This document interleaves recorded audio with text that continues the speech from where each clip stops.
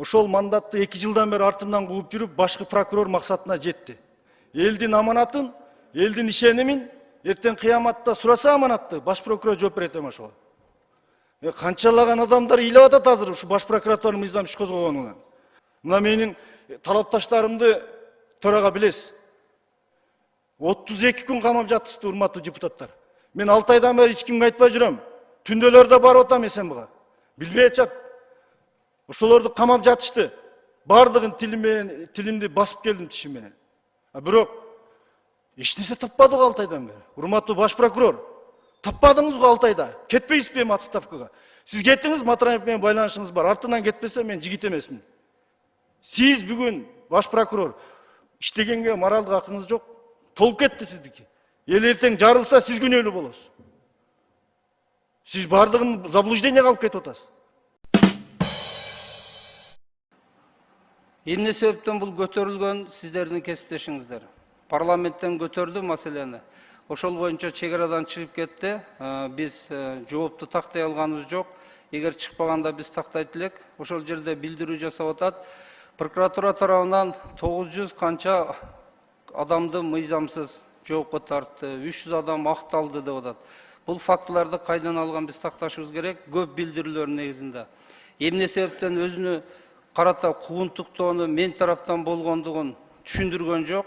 Ал биздин ал боюнча прокурордун, прокуратуранын тиешеси жок, сот аркылуу чечилип атат, билесиздер. Кандайдыр бир заказ аткаруу максатында каралап кетти окшойт. Менин фамилиям аталган менен маанисин такта тыңдап уксаңыз, маанисинде башка нерселер сүйлөп жатат да. Ассаламу алейкум, урматтуу мекендештер. Биз бүгүн өлкөбүздөгү адам укугунун корголушу жөнүндө сөз кылабыз.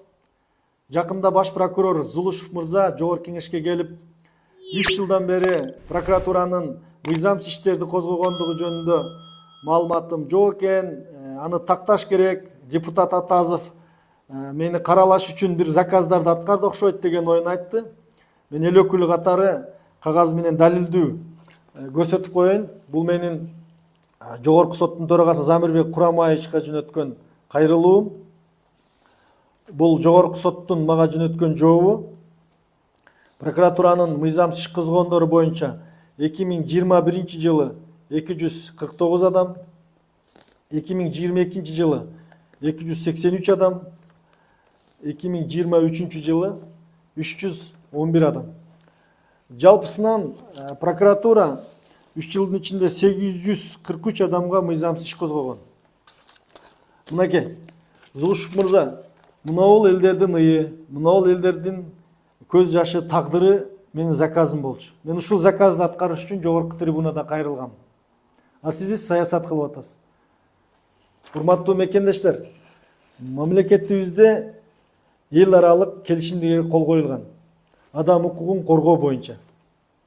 Ошонун негизинде биздин өлкөбүзгө инвестиция келет, гранттар келет. Мындай кылып жүздөгөн адамдарга мыйзамсыз иш козгоп, укугун тебелеп, тагдырын талкалап отурсак, биз кантип эл аралык уюмдарга мактанабыз адам укугун коргогон өлкөбүздө. Адамдын укугу конституциябызда сакталган. Конституциянын гаранты катары президентибиз мына ишке чара көрүш керек деп сурайт элем. Ал эми өзүм боюнча айтсам, эртең менде жогорку сот болот, мандатым каралат. Азыр мага жазып атышат, үндөй отурсаң болот эле, мандатың сакталат эле деп. Ал негизгиси эмес, ал тагдырдын иши. Мен болсо ушул ишимден эмес, өзүм тилимден көрдүм. 2 жылдан бери ушинтип прокуратуранын кылмыштуу иштерин сындап, өкмөттү сындап, ушундай саясий куугунтукка чалдыгып отурам. Эртең буга чейинки инстанциялар кандай көзөмөлдөнгөн болсо, баш прокурор тарабынан эртең деле ошондой болот экенин маалымат алдым. Ишеним жок калат экенине, бирок 1% ишеним бар. Эртеңки жогорку соттогу маселе жогорку соттордун абирине байланыштуу болуп калды. Ал эми жалпы элибизде аманчылык болсун, баарыңыздар дуада болуңуздар, өлкөбүз өнүгө берсин. Кийинки жолугушууларда чоң темаларда сүйлөшүп турабыз. Кайрылууда жолукканга чейин аман туруңуздар. Ассаламу алейкум.